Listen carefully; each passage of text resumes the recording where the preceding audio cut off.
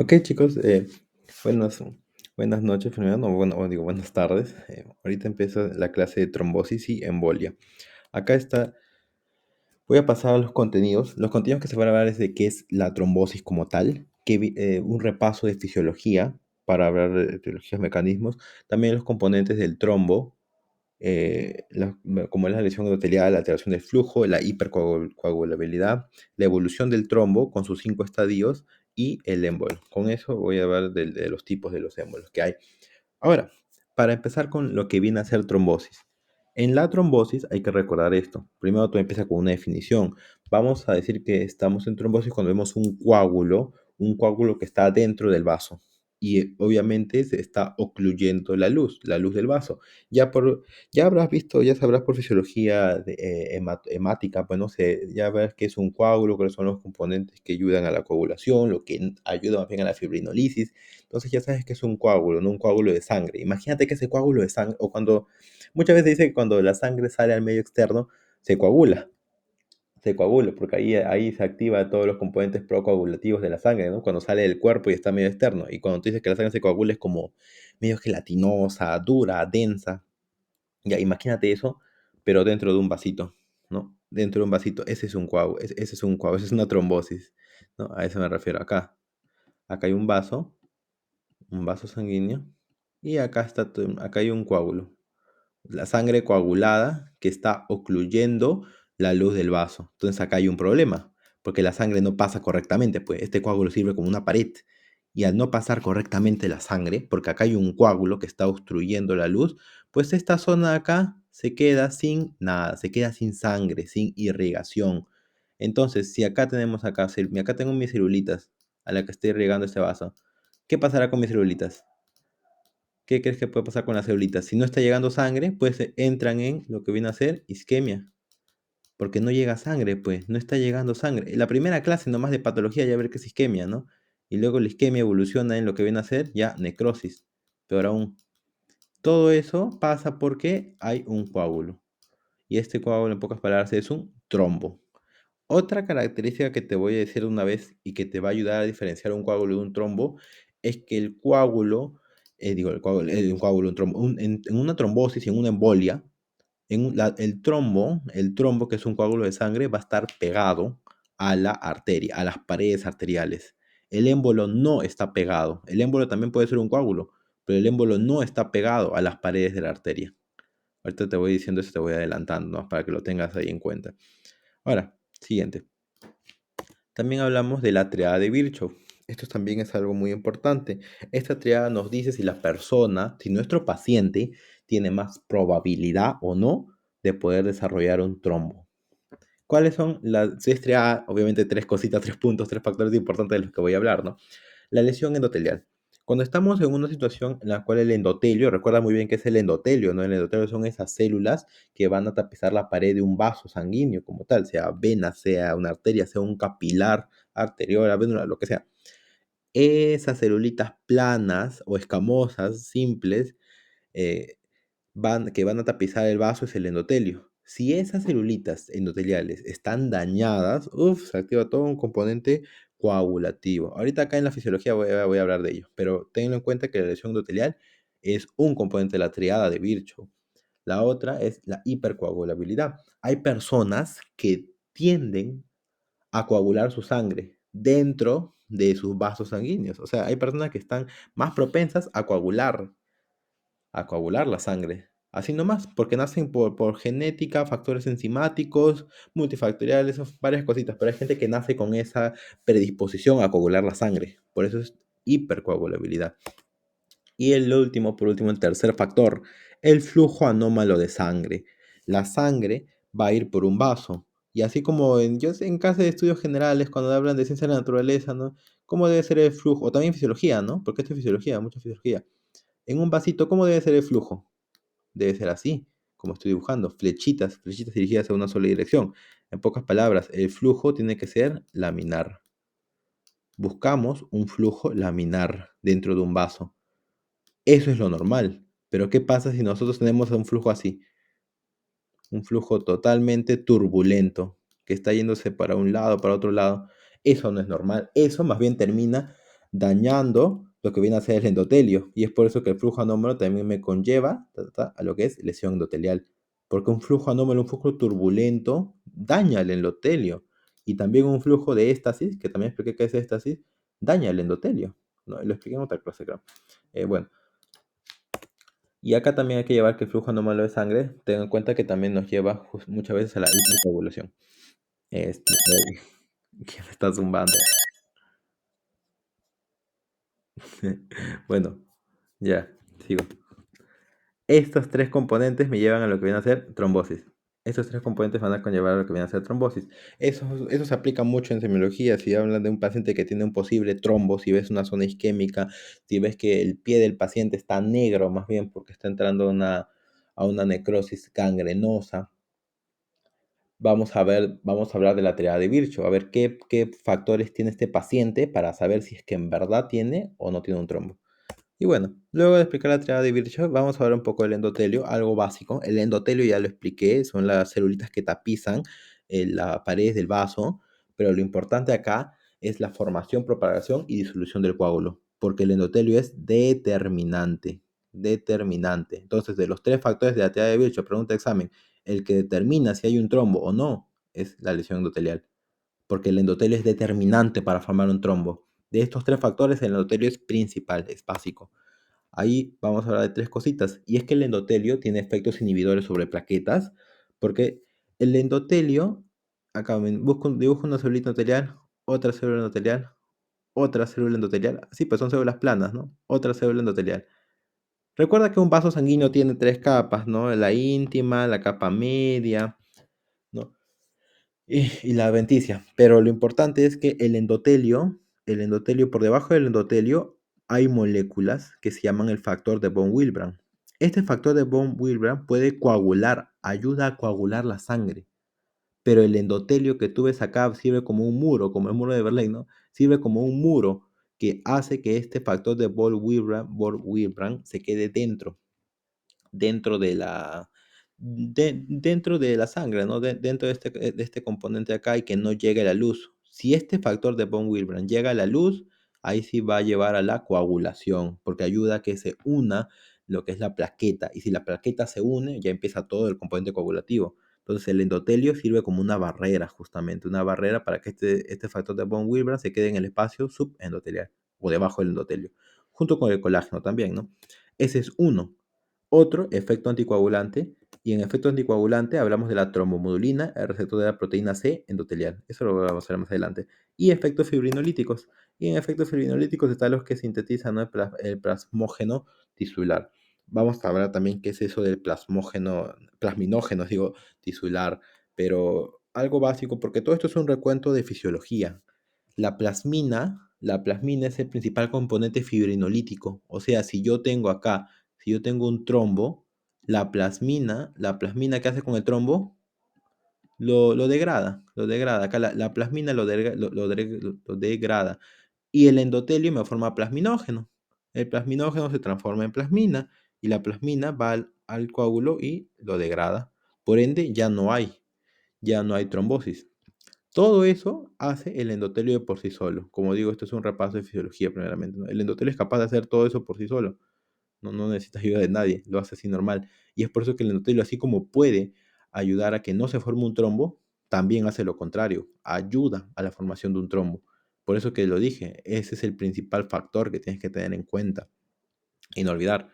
Acá en la parte de fisiología voy a hablar primeramente de cómo el endotelio ayuda a inhibir la trombosis. Mira bien, acá está la leyenda para que tú veas las imágenes que voy a utilizar, la trombomodulina, el inhibidor factor celular, los receptores trombina, cosas básicas, ¿no? Acá hay lo que viene a ser un vasito.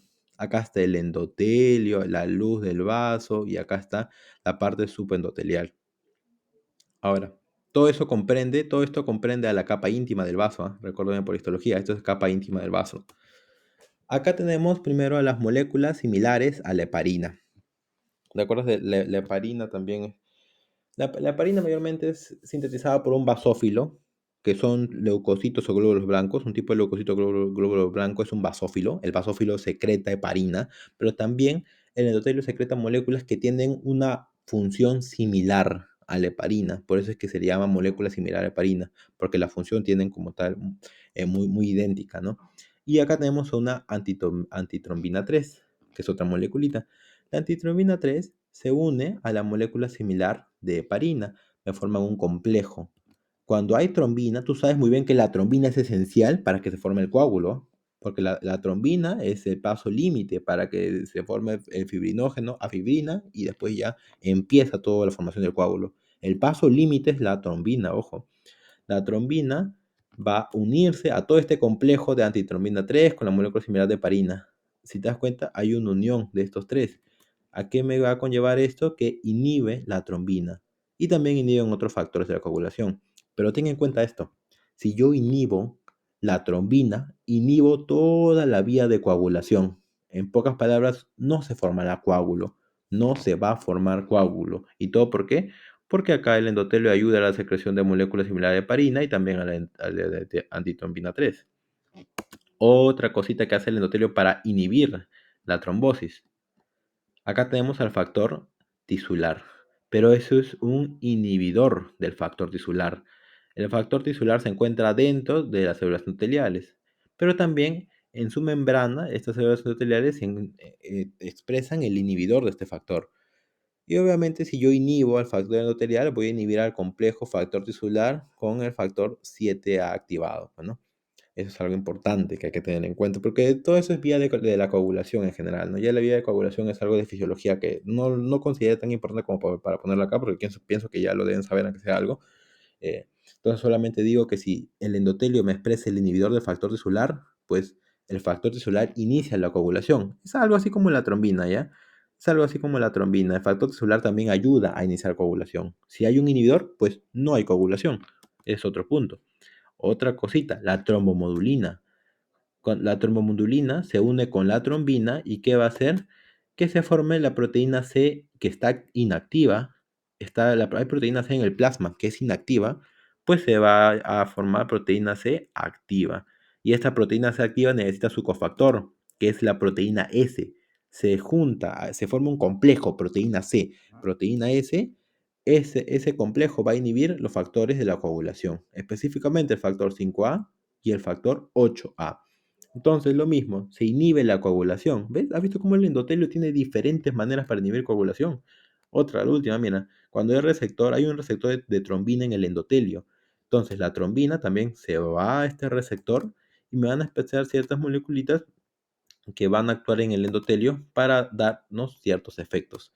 Primeramente, el efecto de que hace que el propio endotelio secrete lo que es prostaglandina o prostaciclina, óxido nítrico, adenosina difosfatasa. En pocas palabras, todo esto ayuda a una vasodilatación. Y tú por fisiología debes saber que para que pueda existir una coagulación, el endotelio, el vaso tiene que estar vasoconstricto, o sea, tiene que haber una vasoconstricción en lugar de una vasodilatación, lo opuesto.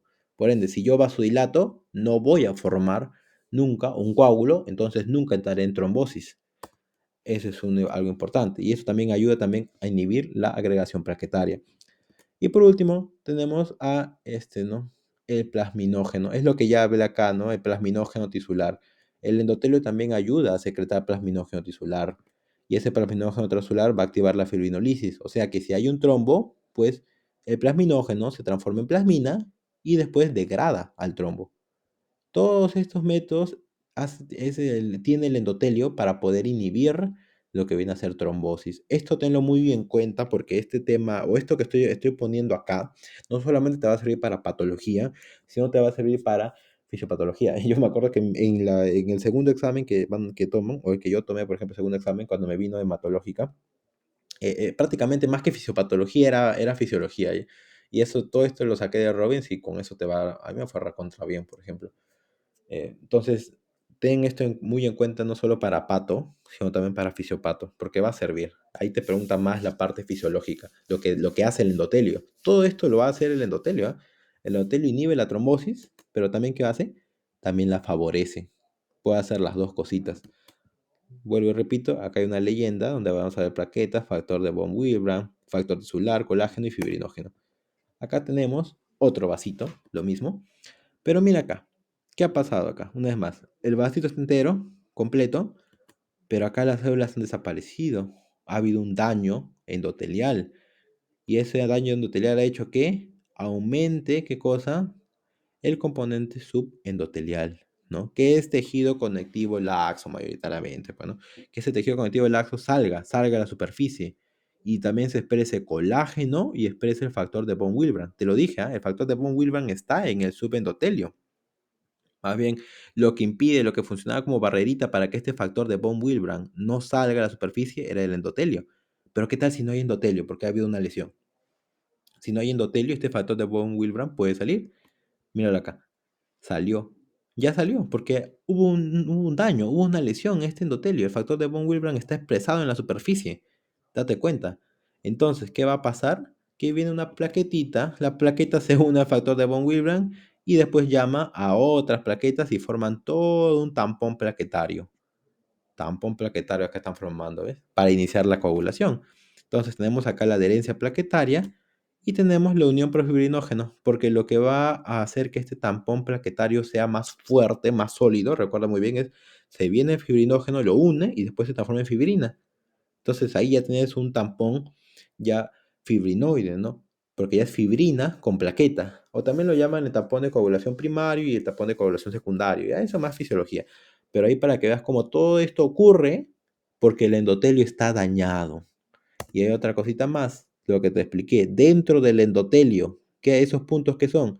El factor tisular. El factor tisular ayuda a activar la vía extrínseca de coagulación.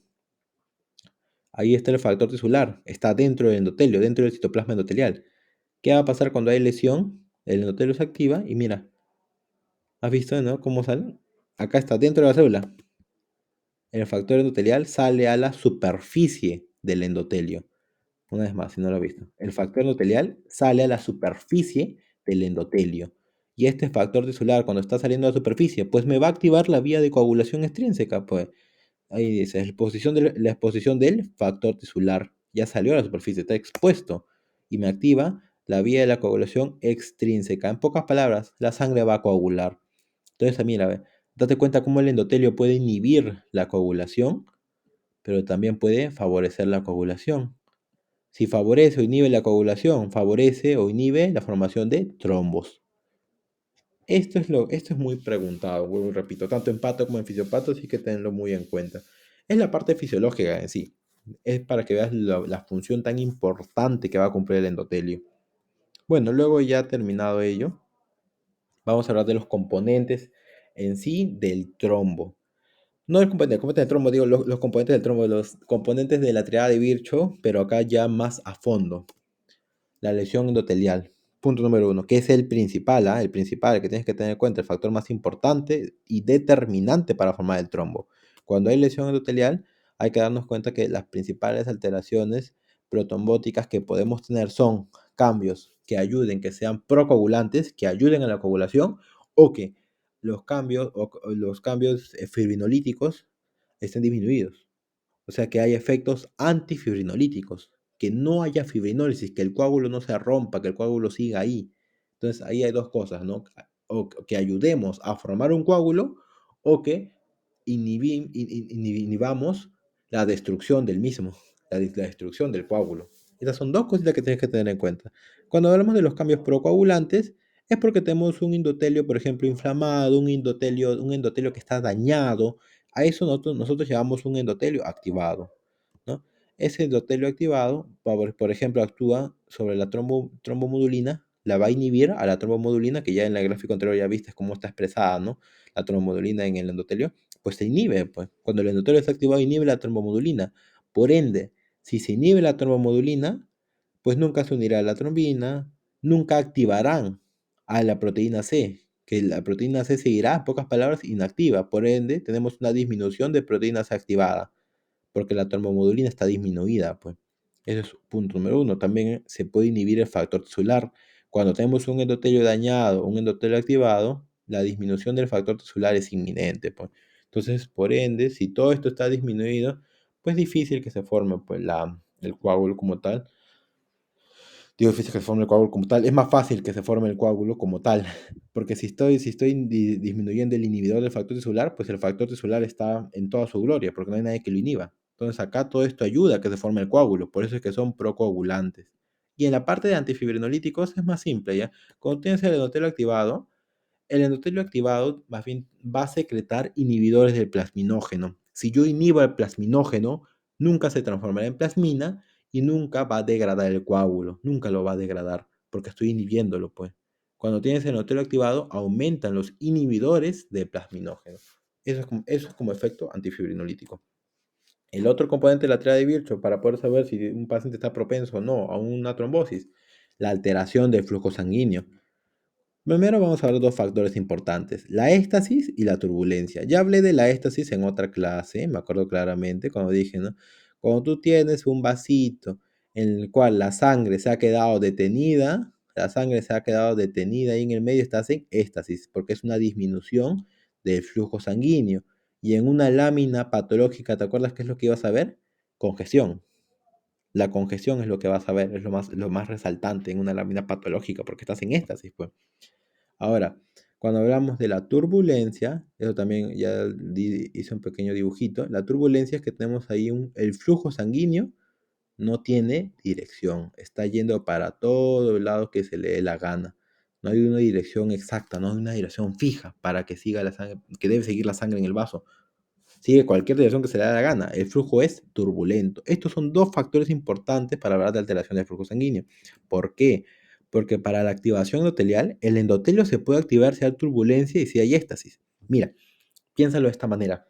Si el flujo está siendo turbulento, la propia sangre golpea el endotelio y lo está dañando.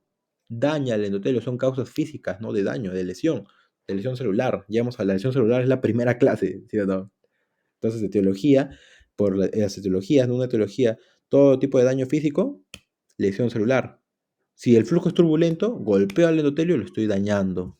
Y si hay éstasis, lo mismo, va a haber mayor presión en un inicio por la éstasis del vaso sanguíneo, la éstasis de la sangre, y también va a dañar al endotelio por este aumento de presión. Todo esto son causas físicas. Otro punto, la actividad procoagulante. Aumenta la actividad procoagulante tanto la éstasis como la turbulencia. La éstasis como la turbulencia puede aumentar. Estos factores procoagulantes mayormente es por el inhibidor del factor tisular, ¿no? Que también estaría disminuido en una éstasis y en una turbulencia. Ya para seguir, ya, ¿cuánto tiempo falta? Ya. Bueno, tengo casi medio. El siguiente, elementos formas que contactan el endotelio. Esto solamente ocurre en la éstasis y tienes que tomar esto en cuenta. ¿Por qué no ocurre en turbulencia? ¿Por qué solamente va a ocurrir en éxtasis? Porque acá vienen dos preguntas de examen ya. Cuando hablo de elementos formes, me refiero a todo lo que está viajando en la sangre, que puede ser tanto componente celular como componente plasmático, ¿no? O sea que puede haber leucocitos, plaquetas, eritrocitos que están contactando al endotelio en una éxtasis. Cuando el flujo de sangre está disminuido, ¿te acuerdas que lo mencioné en la clase pasada, ¿no? Los eritrocitos se concentran en el medio y los leucocitos, o sea, los glóbulos blancos, los que van a causar inflamación, ¿dónde se concentran? En la periferia. Leucocitos, plaquetas, todo eso se va a concentrar en la periferia, o sea, va a contactar, va a haber un contacto con el endotelio. Y eso, tú sabes muy bien que los leucocitos ayudan a la inflamación, por ende, van a ayudar a dañar al endotelio, ya que lo están contactando directamente. Por eso que esto solo ocurre en éxtasis, más no ocurre en turbulencia, porque los elementos formes van a estar en cualquier sitio, no específicamente en contacto con el endotelio. Y por último, disminuye la eliminación de los factores coagulantes. Los factores coagulantes, muchos de ellos son producidos en el hígado, por fisiología también ya lo debes saber. Si bien es cierto, son producidos en el hígado, ¿dónde van a estar viajando? El hígado no es que tenga ahí sus factores atrapados, sino el hígado los produce en gran mayoría y los manda al plasma. Están viajando en el plasma. Viajan en el plasma. Entonces, por ende, si hay una éstasis, imagínatelo así, si el vaso está con el flujo disminuido, ¿esos componentes de la coagulación también estarán disminuidos? Claro que sí. Su velocidad va a estar disminuida, o sea, van a estar atorados dentro del vaso. Si están mayor tiempo en contacto con el endotelio, esos componentes de coagulación, de ley que van a coagular, ¿no? Van a coagular y todo esto va a hacer que se forme un coágulo, se forme un trombo. La éstasis, por eso es la más peligrosa. De estos dos factores, de la turbulencia y la éstasis es más peligrosa, porque tiene más formas de activar el endotelio, formar un coágulo y que se haga un trombo. Por ende, acá ten en cuenta esto, ¿no? La éstasis. Y por último, la hipercoagulabilidad. Ahí vamos a hablar de dos cambios. Los primarios, que son genéticos, gente que nace con esta predisposición a coagular su sangre dentro de su propio sistema, y los que son secundarios, o sea, adquiridos. En los primarios, vamos a hablar de los frecuentes, que es más del 1% de la población que puede tener este tipo de daños. Mutación del factor 5 de coagulación, obviamente. La mutación de la protrombina, también mutación cuando aumentan las concentraciones de los factores 8, del factor 9, el factor 11, el fibrinógeno. Esto es lo opuesto, ¿no? Lo que viene a ser la hemofilia prácticamente. Los infrecuentes, que hay deficiencia de antitrombina, antitrombina 3, deficiencia de la proteína C y deficiencia de la proteína S. Eso también es otra cosa importante. Ay, disculpen un momento. Creo que me... permito descartar ahorita. Descartar esto un rato.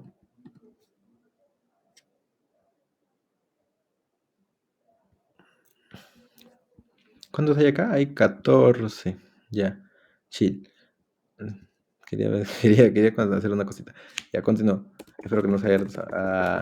ya. ¿En qué me quedé? En los factores, bueno, de la hipercoagulabilidad, los primarios, son genéticos. Ahí están los frecuentes, los tres más frecuentes, de los cuales lo que te tienes que memorizar, porque en verdad esto sí también pregunta de examen, el más característico y el que tienes que entender es la mutación del factor 5. Es uno de los que es el más frecuente de las personas que tienen hipercoagulabilidad.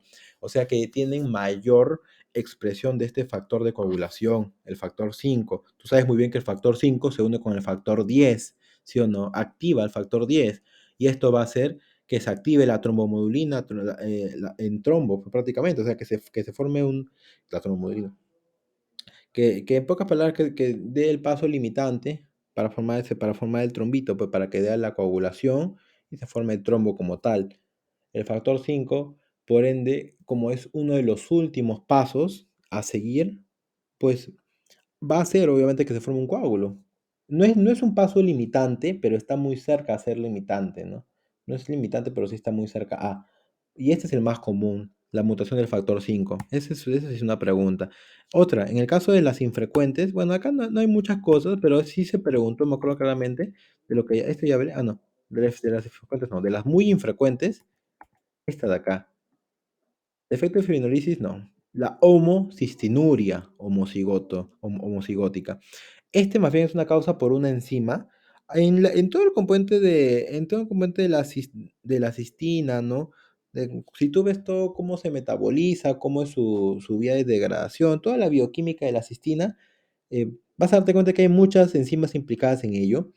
Nada más que falte una de esas enzimas en la persona, pues va a hacer que se forme gran cantidad de cistina, pues, ¿no? Y ahí lleva la homocistinuria, porque tienes gran cantidad de cistina que la terminas expulsando por la orina, por eso es que viene la parte uria, pero esa cistina ayuda a que se forme coágulos, predispone al endotelio a que se forme coágulos porque los daña. Entonces, esa también es una causa de hipercoagulabilidad en las personas. Es muy infrecuente, es muy cierto, pero te la subrayo porque una vez que ahí leí una pregunta de ello, ¿no? Curiosamente, ¿no? Te preguntan la más frecuente de todas y la más infrecuente de todas, en el caso de etiologías primarias de hipercoagulabilidad. Y ya en la parte secundaria, que son las adquiridas, el alto riesgo de trombosis, reposo en cama. Esto lo recalco porque hay mucha gente que no sabe, no, sea, o no se toma el tiempo, pero cuando tú estás en reposo, imagínate que tú estás echado en tu cama, no te mueves porque tengas cualquier tipo de discapacidad, por ejemplo, ¿no? Que, que te impide moverte, o por el momento estás en shock, o estás en coma, estás echado todo el día, la sangre no está pasando, no está corriendo de una manera correcta por todo tu sistema de vasos. No, más bien la sangre empieza a entrar en éxtasis. La sangre empieza a entrar en éxtasis en estas personas. El flujo de la sangre se enlentece. Y como el flujo de la sangre se enlentece, entramos en éxtasis. Y tú sabes que el éxtasis ayuda a que se forme un coágulo, se forme trombo. Es peligrosito, ¿no? Todo eso por estar en reposo en cama de manera constante. Por eso es que hay un paciente siempre que está, si está en coma, está en choqueado, traten de moverlo si tiene mucho tiempo ahí en cama, ¿no? Es una recomendación que eso lo hacen mayormente las enfermeras, ¿no? Ahora, en alto riesgo de trombosis, el cáncer también solito muchos cánceres aumentan los factores de coagulación. No es que aumentan, sino la mayoría de cánceres pueden producir factores de coagulación. Entonces, si tienes más factores de coagulación en tu sangre, en tu plasma, pues vas a coagular mucho más seguido. Eso pasa en personas que tienen cáncer también, ¿no? El síndrome de anticuerpos antifosfolipídicos, o sea que tienes anticuerpos que están dañando los fosfolípidos. ¿Te acuerdas de la célula por biología molecular, ¿no? La capa, la membrana celular es una bicapa de fosfolípidos. Entonces tienes anticuerpos que están dañando los fosfolípidos de tu membrana celular.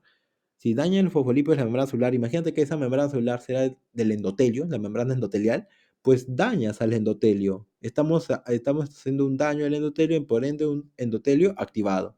En pocas palabras, coagula sangre. Ese síndrome de anticuerpos antifosfolipídicos es también algo raro, pero es una de las causas también de muerte materna, ¿no? De muerte materna, porque ayuda a formar preeclampsia, eclampsia. Es una de las causas importantes en muerte materna, pero eso creo que se ve en gineco, ¿no? Más adelante. Bueno, eso también lo leí, ¿no? Y por último, el menor riesgo de trombosis. Cuando tienes menor riesgo de dar trombosis en el caso de miocardiopatías, el síndrome nefrótico y anemias de pranocíticas. Ya, para terminar con esta partecita, porque acá ya es algo rápido los componentes, vamos a hablar de un poco de un trombo como tal. Cuatro términos específicos. Un trombo arterial, un trombo venoso o flebotrombosis. Flebotrombosis es un nombre que no lo utilizan mucho, pero un trombo venoso es igual que un flebotrombosis. El trombo mural y la vegetación. Ahí date cuenta, la mayoría lo puedes saber, lo puedes sacar por el nombre, ¿no? O sea, si yo te digo que es un trombo arterial, es un coágulo que está ocluyendo la luz de una arteria. Un trombo arterial. Si yo te digo que es trombo venoso, tú piensas de frente en un coágulo que está obstruyendo la luz de la vena. Trombo venoso o flebotrombosis. Pero si yo te digo trombo mural, como que no está muy fácil, ¿no? De deducir a qué se refiere. Un trombo mural es un coágulo que se forma en el corazón o en la aorta. O dice corazón y aorta, para corazón y aorta o corazón o aorta, cualquiera de los dos, ¿ya? En cualquiera de los dos se llama trombo. Si tú ves un coágulo que está formado en la aorta, ese coágulo tiene que ser gigante, enorme para poder tapar la aorta, porque sabes que la aorta es un vaso grande, ¿sí o no? Entonces tiene que ser un coágulo grande, pero es un trombo mural, pues, ¿no? Un trombo de un tamaño mucho mayor, pues. Eso es importante. Y cuando hablamos del corazón, también para que puedas tapar el corazón, tiene que ser un trombo gigante, pues, un trombo grande, un trombo enorme. Eso es un trombo mural. Y una vegetación es un trombo, digámoslo así, que se forma en la válvula cardíaca. Eso también se llama vegetación. Y la principal causa de una vegetación son las bacterias. Cuando tú veas endocarditis infecciosas, de entre las endocarditis infecciosas, obviamente las más comunes son las que te dan las bacterias. Estas bacterias, ahí se va a decir, ¿no? En muchas etiologías las bacterias forman vegetaciones. ¿Qué es una vegetación? Es simplemente un trombo que se ha formado en una válvula cardíaca, ya sea la válvula tricúspide, la válvula bicúspide, eso se llama una vegetación. En los trombos arteriales va a haber un daño. El daño se puede dar por turbulencia o por lesión endotelial. Esto es algo importante. Mayormente en una arteria no hay éstasis. Es difícil que se forme éstasis en una arteria. No es difícil que se forme éstasis en una arteria. Y mayormente si se forma éstasis, no daña las paredes arteriales como tal, tú sabes muy bien, ¿no? La arteria tiene una capa muscular mucho más gruesa, o sea, tiene más resistencia ante una éstasis. Pero cuando hay turbulencia y hay lesión endotelial, pues esto sí me va a dañar a la arteria y va a producir trombos que son oclusivos. O sea, qué quiere decir? Que frecuentemente son oclusivos, que van a tapar la luz arterial totalmente, lo que va a hacer que los tejidos entren en isquemia, luego en necrosis, ¿sí o no? También es que son muy ricos en plaquetas. Si tú ves en la microscopía, vas a ver gran cantidad de fibrina en un trombo arterial. Las líneas de SAN, que son fibrina, no líneas de fibrina, porque hay gran cantidad de plaquetas que se unen con la fibrina, pues. Eso pasa en un trombo arterial. Cuando es un trombo venoso, la principal causa de daño, éstasis. Ahí sí hay éstasis en un trombo venoso. Ahí sí la sangre se puede quedar atorada, está estasiada y ahí daña el endotelio de la vena y forma un flebotrombosis, ¿no? Una flebotrombosis. Invariablemente oclusivos quiere decir que no ocluyen, pueden ocluir totalmente como no lo pueden hacer, no es frecuente que lo hagan, tampoco es frecuente que no lo hagan, está ahí, ¿no? En el medio, digámoslo así. Que son muy ricos en eritrocitos, eso también lo sacas por lo que te dije a un inicio, ¿no? Vuelvo a tratar de dibujarlo por si te has olvidado. En un vasito, si estamos en éxtasis, pues el eritrocito se queda en el medio, en la zona central del vaso, y en la zona periférica están los leucocitos. Si hay éxtasis, va a haber gran cantidad de eritrocitos en el medio. O sea que si yo veo la microscopía, voy a ver un trombo, pero ese trombo va a estar rojo vivo, o algún rojo vivo. ¿Por qué es rojo vivo? Porque los eritrocitos están ahí, en el medio del trombo. Muchas veces se quedan atorados en el medio del trombo. Es un trombo al rojo vivo a la microscopía, pues, ¿no? Por eso se dice un trombo rojizo. Y hay mayor probabilidad de émbolos. Los que producen émbolos, o sea, los trombos que terminan rompiéndose y me va a formar un émbolo, mayormente es porque se rompió un trombo venoso o hubo una flebotrombosis. Cuando hablamos de trombos murales, algo rápido, como antes dije, trombos murales se llaman a trombos que ocurren en el corazón o en la aorta. Hay contracción anómala del miocardio, por ejemplo, en personas que tienen arritmia, miocardiopatía dilatada, infarto del miocardio. Mira, te cuento una. Hay personas que tienen algo llamado fibrilación auricular, que es un tipo de arritmia, digámoslo así, que en pocas palabras, como el corazón está latiendo de manera descontrolada. ¿Qué piensas tú? Si el corazón late de una forma descontrolada, porque estás en un corazón arrítmico, pues, o sea, en fibrilación auricular, aparte que está rítmico, va a latir rápido. Entonces, ¿qué flujo esperas que esté dentro del corazón? No va a ser un flujo normal, no va a ser un flujo laminar, va a ser un flujo totalmente turbulento, porque el corazón está rítmico. Entonces, si tú tienes un flujo turbulento, estás dañando al endotelio, porque tú sabes que el endocardio son células endoteliales prácticamente. Entonces, si me dañas a ese endotelio, pues, ¿qué va a ocurrir? Un coágulo, un trombo. Empieza a trombosarse el corazón. Todo por arritmias, ¿ah? Todo se empieza a trombosar el corazón. Lo mismo, si hay lesiones endomiocárdicas por miocarditis, traumatismos también puedes tener, ¿no? Si hay miocarditis, obviamente lo mismo, ese patógeno empieza a dañar al endocardio y me da toda formación de un trombo mural, trombo mural.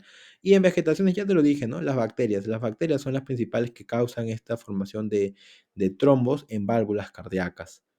Y bueno, si me causa la formación de trombos en válvulas cardíacas, ¿cómo se le llama? Vegetación. Vegetación. Cuatro términos importantes que tienes que saber diferenciar, ¿no? Unos de otros, no es lo mismo. Y por último, acá hay una imagen que consideré ponerlo, ¿no? De Robbins. Acá tú puedes ver un corazón, claramente.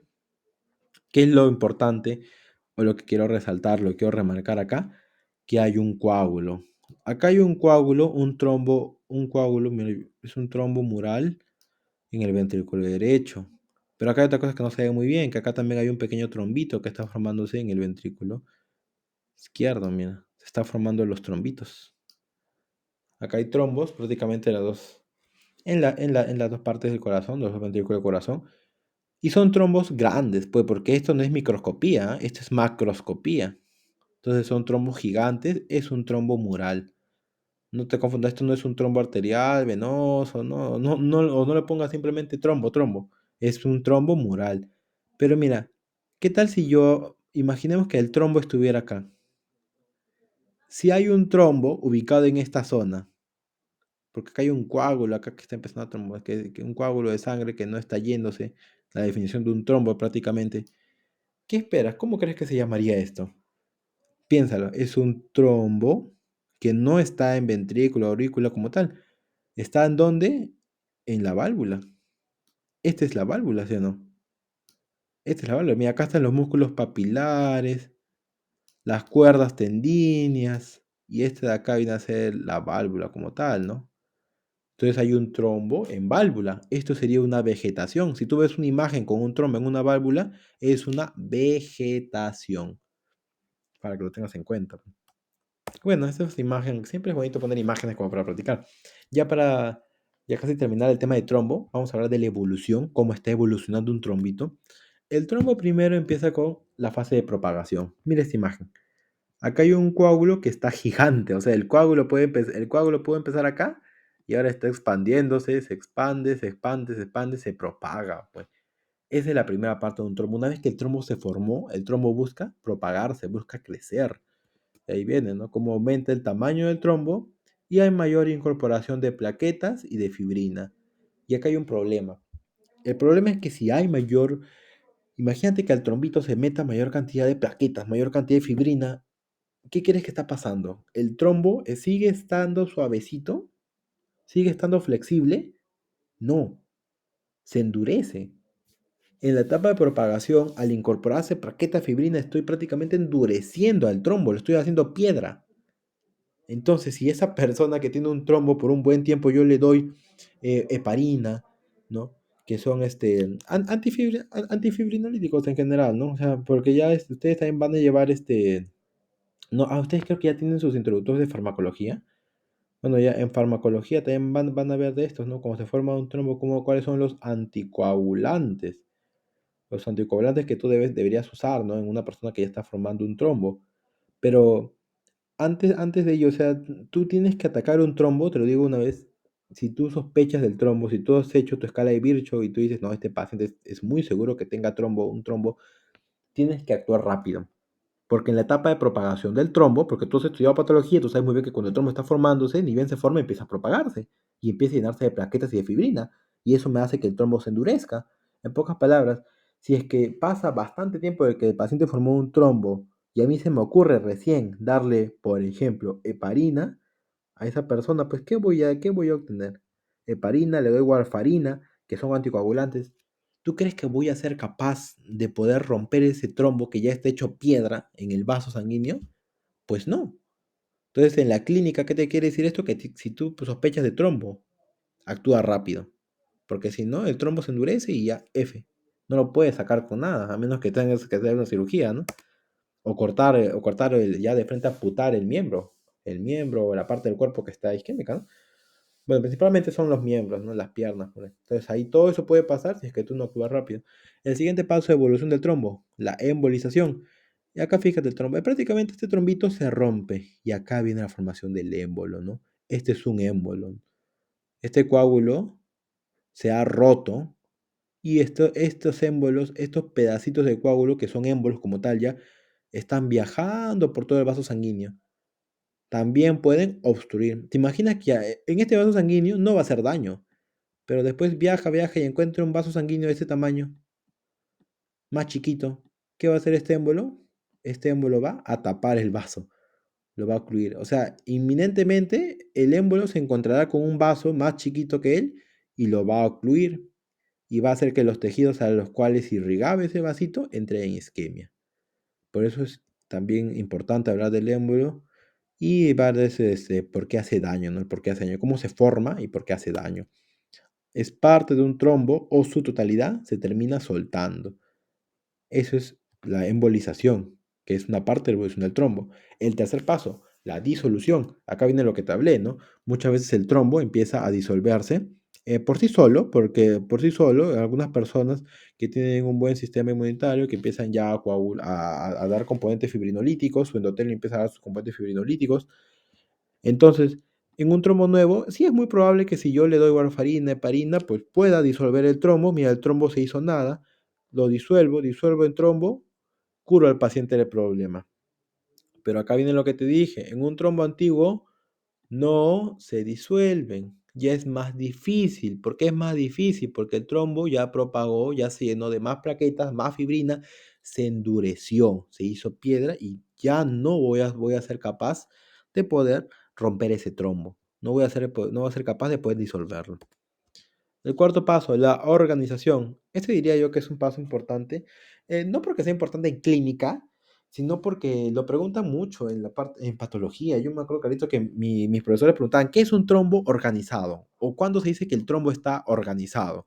Pues la respuesta es sencilla.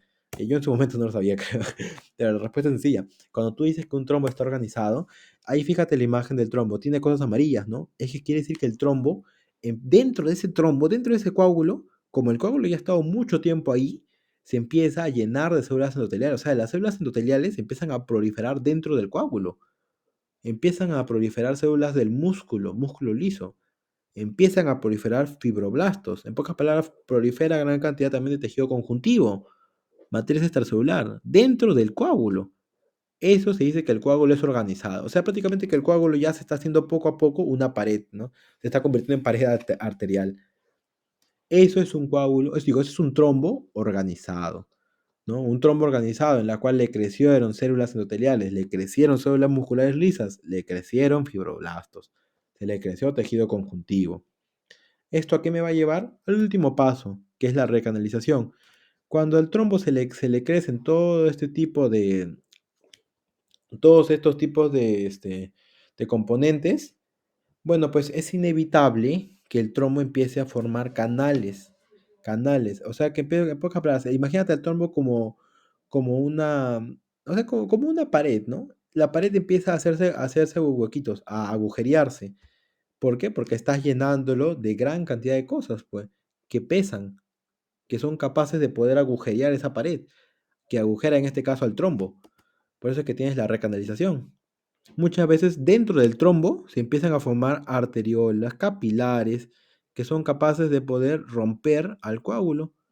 Y en pocas palabras, estás recanalizando la luz de la arteria.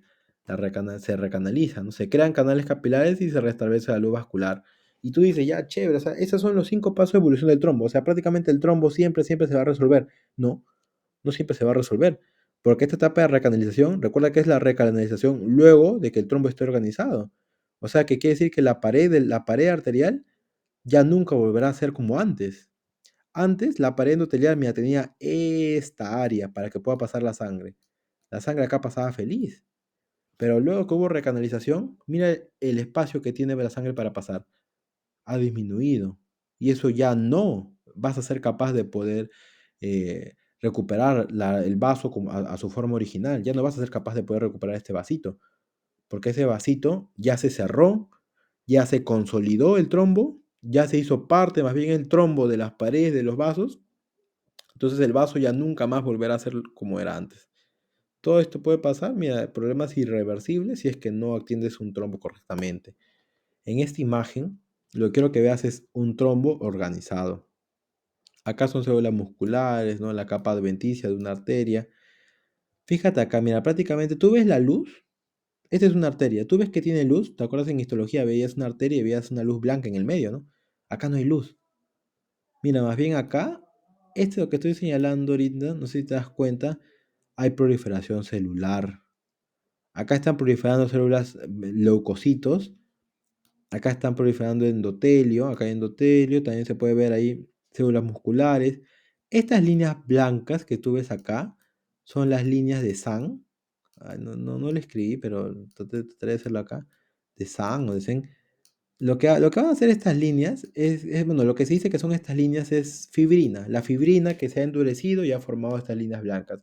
Pocas palabras, todo el trombo ya ha formado su propia vida, pues, ¿no? Dentro del trombo ya hay células, ya hay fibrina en grandes cantidades, y las células son endoteliales, musculares, fibroblastos, se ha llenado de todo.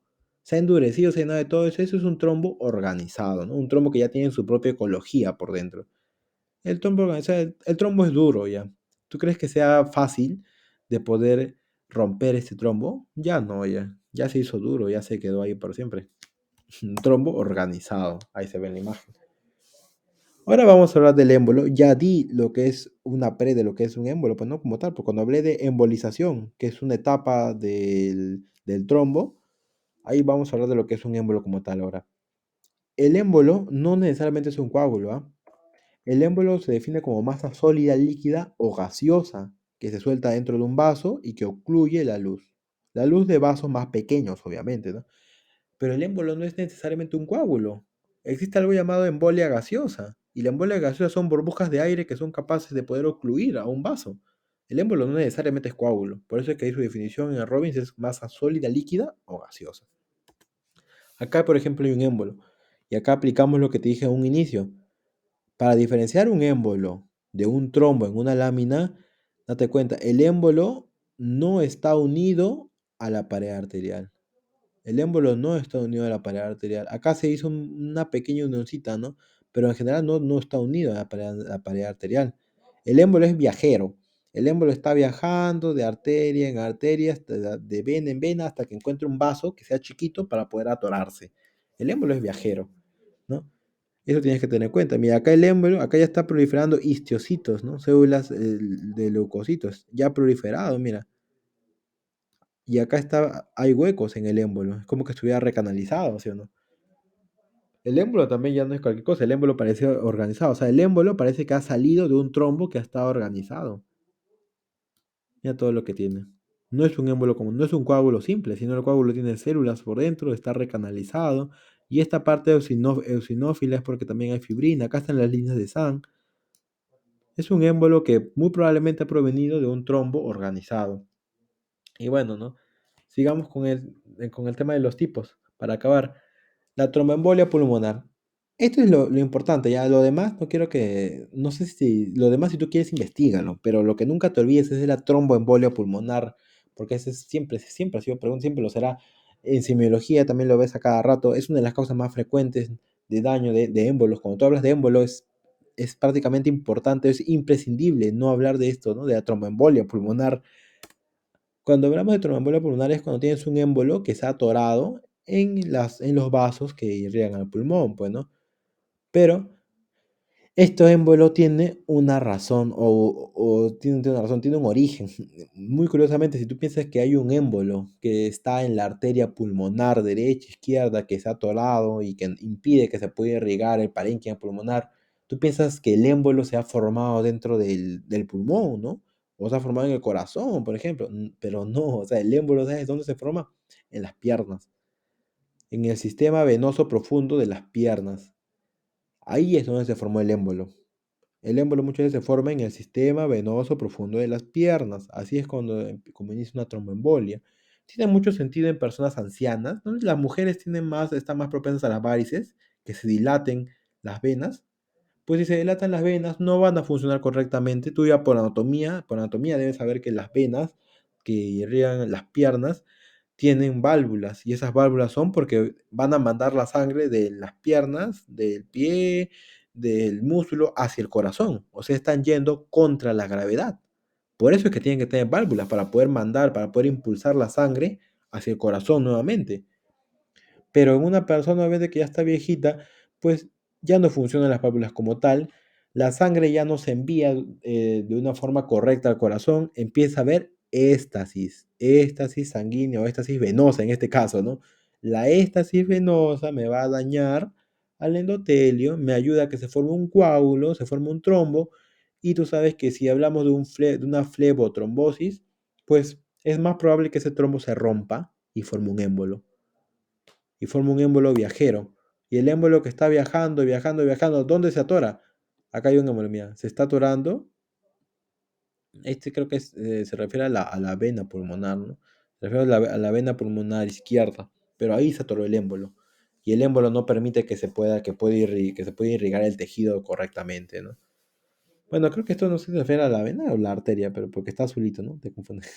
Pero ahí para que veas nomás que cómo el émbolo se atora en estos vasos pulmonares y no permite que se irrigue de una forma correcta este tejido, pues. ¿Y dónde se formó el émbolo? Se formó en las piernas, en el sistema venoso profundo. Ahí se formó. Otro, la tromboembolia sistémica. Es principalmente son los trombos gigantes los que dan tromboembolia sistémica. Pocas palabras, trombos murales intracardíacos. Un 80% de esos trombos murales son los que son capaces de poder formar trombos que van a viajar por todo el sistema vascular, por toda la vasculatura de nuestro cuerpo, por todos los vasitos sanguíneos y tapan todos los vasos que se les dé la gana. Es una tromboembolia sistémica. Y también puede darse por vegetaciones vasculares o por un aneurisma aórtico, pero principalmente son trombos mulares intracardíacos, o sea que se formen dentro del corazón. Embolia grasa.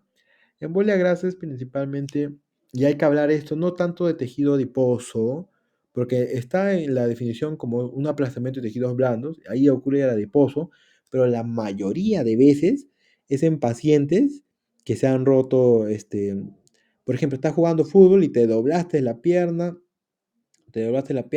tu articulación o te golpeaste con un muro, tu pie, tu dedito meñique, ¿no? Cuando estás pasando se golpeó.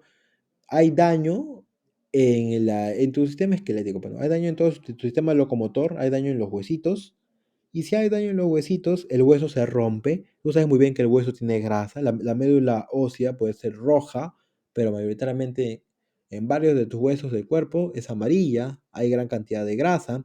Si se rompe, se daña el huesito, toda la grasa es liberada y esa grasa puede viajar en los vasos sanguíneos y puede atorarse. Me forma una embolia grasa. Y es por eso para que veas que la embolia no necesariamente tiene que ser un coágulo sanguíneo, sino la embolia puede ser grasa. Y en el 90% de los casos es porque hay un traumatismo, un golpe, en donde en el esqueleto, pues en cualquier parte del esqueleto, pues traumatismos esqueléticos graves. Hay un golpe en un huesito, te dislocaste, te golpeaste la pierna, el brazo, un daño en el hueso se rompió, se fracturó, y ahí empieza a haber embolia grasa en esas personas. La embolia líquido amniótico, eso es para hablar de embriología, ¿no? Pero, ¿cómo decirlo? Hay muchas veces en las cuales la placenta puede dañarse, puede romperse, porque la mamá pues, no se cuidó bien o de casualidad se cayó, se golpeó fuerte la pelvis, o como pasó en el fondo del sitio, ¿no? Grace se cayó de las escaleras estando embarazada. Muchas veces, en esos casos, ahí muere la madre y obviamente también el feto, el embrión, depende del estadio que esté, porque muchas veces se golpea la placenta y la placenta, que es un medio de circulación de sangre, la sangre del feto a la sangre materna, pues al golpearse la placenta, al dañarse, a fracturarse, va a romper el medio de coagulación va a romper el sistema sanguíneo, digamos así, del feto y va a hacer que el líquido amniótico se meta a ese sistema vasculatorio del feto y por ende se está metiendo a los vasitos fetales, también se va a meter a los vasos maternos. Entonces tú tienes líquido amniótico, o la madre, ¿no? La madre tiene líquido amniótico en su sangre. Ese líquido amniótico, masa líquida, empieza a formar una masa líquida que en pocas palabras es un émbolo. El émbolo es líquido y es de líquido amniótico. Muchas veces esto ya es fulminante porque la madre muere cuando ocurre esto, ¿no? Cuando hay un daño placentario, en pocas palabras. Daño placentario puede llevarnos a una embolia de líquido amniótico que es fulminante. Y por último, la embolia gaseosa, cuando hay burbujas de aire en tu circulación. La causa más común es cuando tú estás inyectando, pues. Esa es la causa más común, las inyecciones. Inyecciones endovenosas, mayoritariamente. Cuando tú tienes ahí, quieres inyectar algo y no has preparado bien tu agujita, no has sacado todo el líquido, no sacaste el líquido necesario y pues bueno, pues ¿no? Cuando tú inyectas dentro de la vena, tu endovenosa, intravenosa, pues prácticamente estás inyectando no solo el líquido que tienes que inyectar, sino también estás inyectando aire, porque no trataste de vaciar correctamente tu agujita. Ese es el problema, ¿no? Y ese es el problema y eso es lo que puede hacer daño. Algunos estudios todavía están viendo cómo queda esto. Según lo que yo investigué de la plumita, con tal de 2 a 3 mililitros de aire ya te puede hacer daño, ya cierto daño en la vasculatura principalmente cerebral. Porque sabes que el cerebro es comelón de oxígeno. Si hay burbujas de aire, causan embolia, van a causar obviamente isquemia. No va a llegar el oxígeno de una forma correcta. Empezamos a entrar a hipoxia. El cerebro ya se daña. Con 2 a 3 mililitros que tú inyectes de aire dentro de la vena, pues prácticamente el cerebro ya empieza a mostrar daños isquémicos. Entonces también hay que tener en cuenta. Estos son los tipos de embolia. El más común, y creo que no te olvides nunca de la tromboembolia pulmonar, por favor, ese es el que tienes que tener principal en tu mente. Los demás casos de embolia no son tan comunes, ¿no? No es tan común que una persona te pueda inyectar aire, más aire que el líquido que necesitas, ¿no? No es tan común en sí. Bueno, no lo sé, ¿no? Pero la tromboembolia sí es más común en personas mayores y principalmente en mujeres, ¿no? Principalmente en el sexo femenino es más común que tengan la tromboembolia. Y la embolia el líquido amniótico es tremenda, es un caso fulminante, ¿no? Pero no diría que es tan importante, más que todo tromboembolia pulmonar. Y bueno, esto ya sería todo, toda la clase de hoy. Como dije, era algo más rápido. eh, y bueno, por motivos de que tendré que retirarme un poco, no he preparado nada práctico para que puedan ver. Bueno, entonces ahí ya sería toda la clase. Si tienen alguna pregunta sobre el tema de hoy, igual me dicen, me la hacen llegar. Si no, pues ya daría por concluida la clase de hoy.